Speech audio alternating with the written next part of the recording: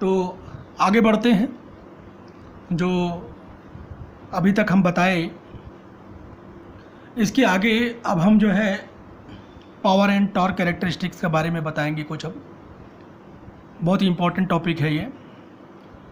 Important topic इसलिए भी है क्योंकि जो पावर इंजन में डेवलप होती है, हम उसके बारे में कुछ एनालिसिस करना चाहते हैं, जानना चाहते हैं कि कितनी पावर डेवलप हो रही है और ये कैसे डेवलप हो रही है।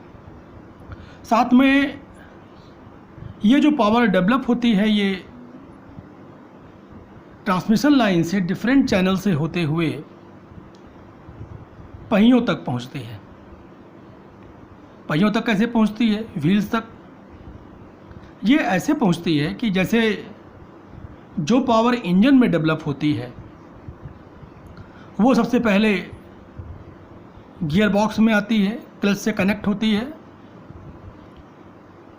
फिर गियर बॉक्स के बाद फिर आपने देखा होगा ट्रांसमिशन लाइन में, आप देखिएगा, वैसे मैंने बताया था आपको जब पिछले लेक्चर्स में कि जब 2 व्हील ड्राइव होती है, 4 व्हील ड्राइव होती है, किस तरीके से पावर का फ्लो होता है। आप लेआउट वाले लेक्चर को अगर फिर से देखेंगे तो उसमें आपको सारी बातें फिर से समझ में आ जाएंगी एक बार। अगर वहाँ देखेंगे तो उसमें ज़्यादा क्लियर आपको वो चीज़ें हो जाएंगी कि कैसे पावर फ्लो होती है, वहाँ मैंने समझाया भी है इसे।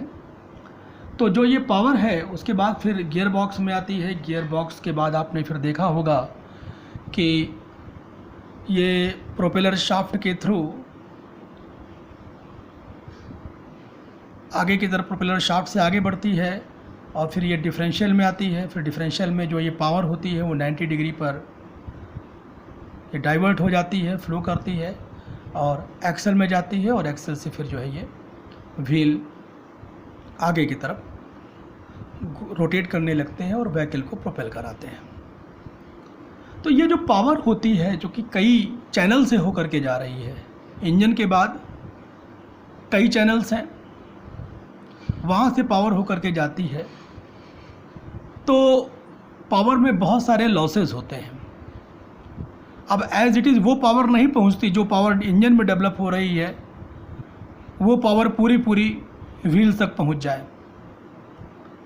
जो पावर इंजन में डेवलप होती है करीब करीब ये देखा गया है कि उसका 60 से 75% तक की पावर जो होती है वो पहियों तक ही पहुंचती है, व्हील्स तक पहुंचती है।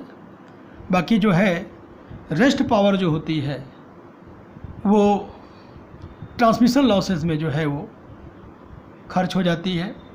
ट्रांसमिशन लॉसेस कैसे होते हैं उसके बारे में हम बात करें तो वो जो ट्रांसमिशन लॉसेस हैं वो ऐसे समझ के चलिए कि बहुत सारे स्लिपेज के कारण लॉसेस होते हैं, क्योंकि गियर्स होते हैं उनमें बहुत सारे स्लिपेज होते हैं, स्लिप करते हैं, वहाँ लॉसेस होते हैं, फ्रिक्शनल लॉसेस होते हैं। तो इस तरीके से जो फ्रिक्शनल लॉसेस हैं, स्लिपेज लॉसेस हैं, हीट जनरेट होती है उनमें, ये सारी जो पावर होती है इन जगहों पर जो होती है वो खर्च हो जाती है। तो जिसके कारण हमको कंप्लीट पावर जो इंजन में डेवलप हो रही है वो पहियों तक नहीं मिल पाती।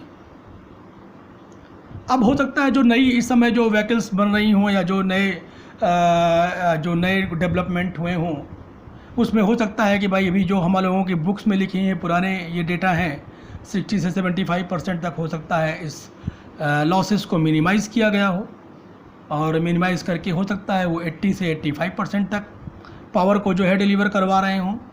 बीच की जो पावर जो लॉसेस होते थे उनको, क्योंकि जब पावर को लॉसेस को मिनिमाइज़ करेंगे तो उस केस में हमको ज़्यादा इंजन की इफ़िशियंसी मिलेगी, फ्यूल इफ़िशियंसी ज़्यादा मिलेगी, और साथ में जब फ्यूल इफ़िशियंसी ज़्यादा मिलेगी तो पिकअप भी ज़्यादा अच्छा मिलेगा। तो इस तरीके से इंजन की कैपेसिटी बढ़ जाएगी। अब हम इसी बात को थोड़ा सा ये लिख लेते हैं कि about 60 to 75% power is available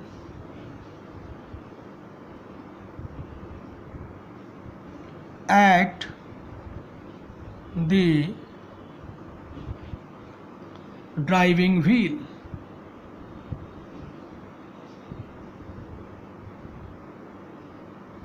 Rest power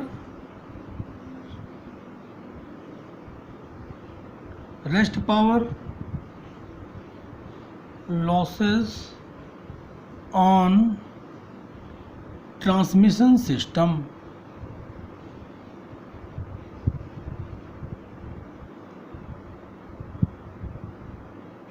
ये ट्रांसमिशन सिस्टम कहाँ से कहाँ तक के लिए?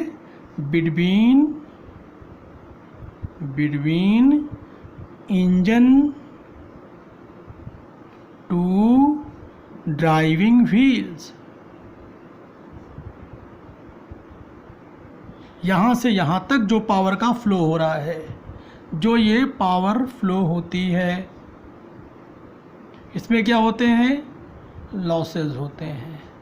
तो लॉसेस जो हो गए वो हम ये बता रहे हैं कि ये लॉसेस के कारण जो पावर यहाँ पर थी उसका जो है वो 75% ही पहुँच रही है।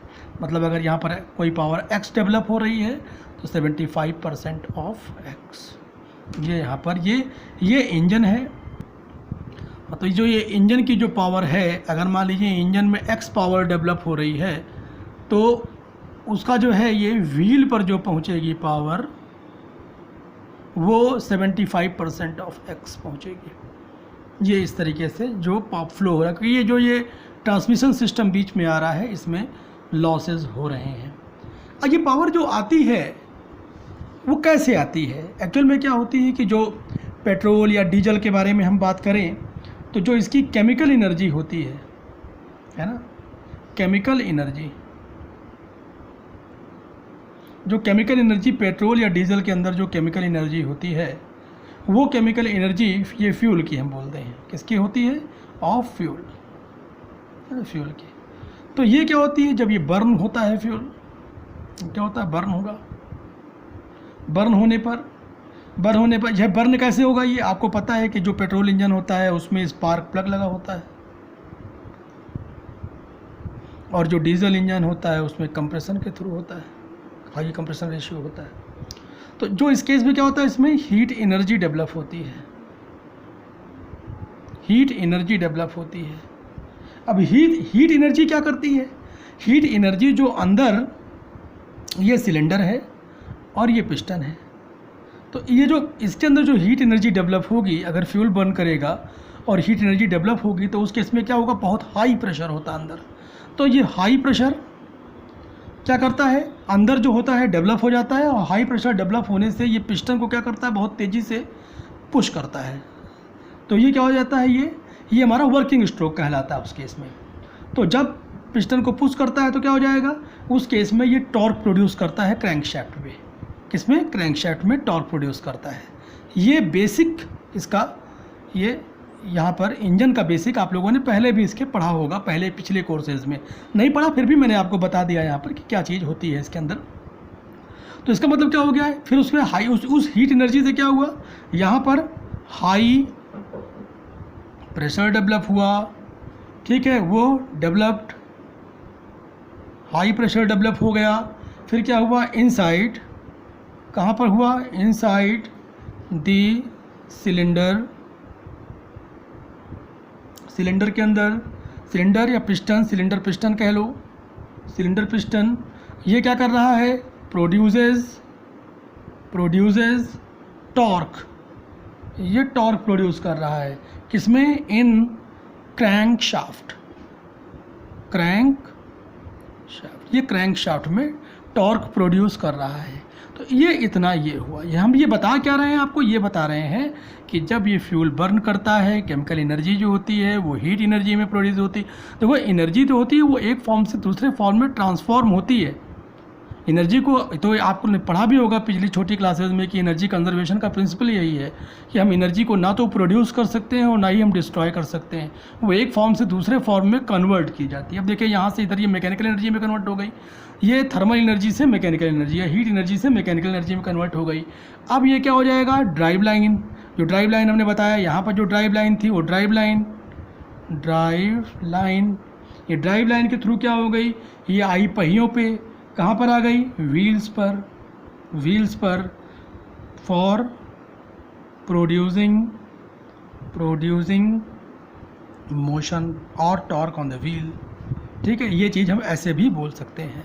ये इस तरीके से पूरा जो एनर्जी का फ्लो हुआ ये हमने आपको बताया कि ये एनर्जी फ्लो है ना। ये एनर्जी किस तरह से फ्लो हुई कि केमिकल से हीट एनर्जी आई, हीट से फिर जो है प्रेशर डेवलप हुआ और किस तरीके से उसके बाद वो व्हील तक पहुंची ड्राइव लाइन में, और यही ड्राइव लाइन यहीं पर क्या हुआ, लॉसेस हो गया ये 60-75% का।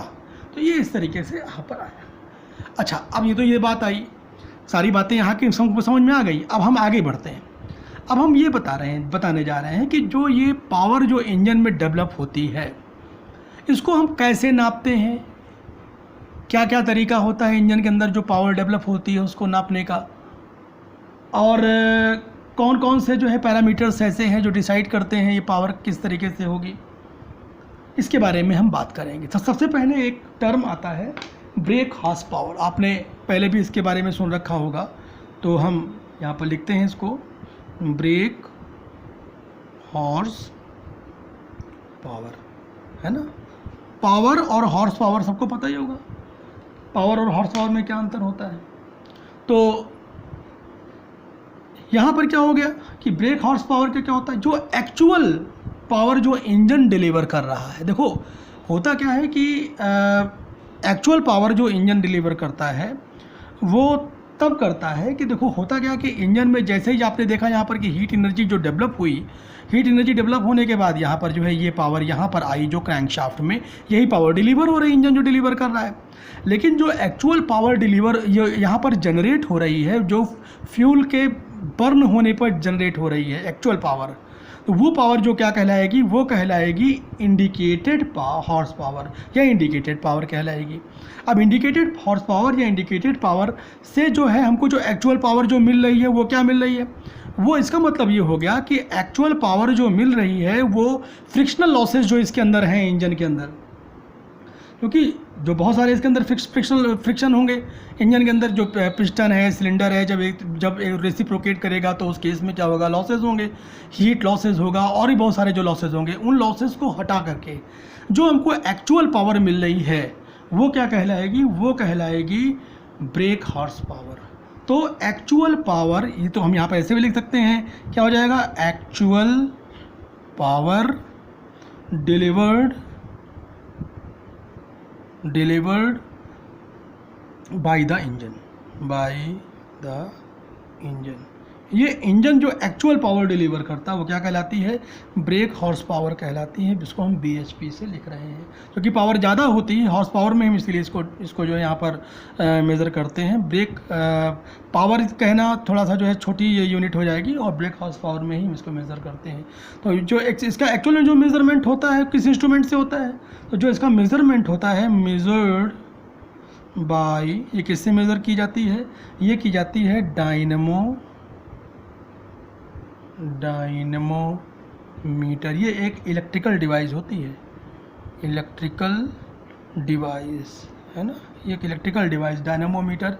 इसी को हम कभी कभी जो है इसको ऐसे भी, या फिर हम ऐसे इससे भी करते हैं, ये बोलते हैं प्रोनिंग ब्रेक, इसको ऐसे भी, इससे भी ये चीज़ ऐसे भी कह सकते हैं इसको। तो ये इस तरीके से इसको मेज़र किया जाता है। अच्छा चलिए अब हम बात कर लेते हैं इंडिकेटेड हॉर्स पावर क्या होती है ना।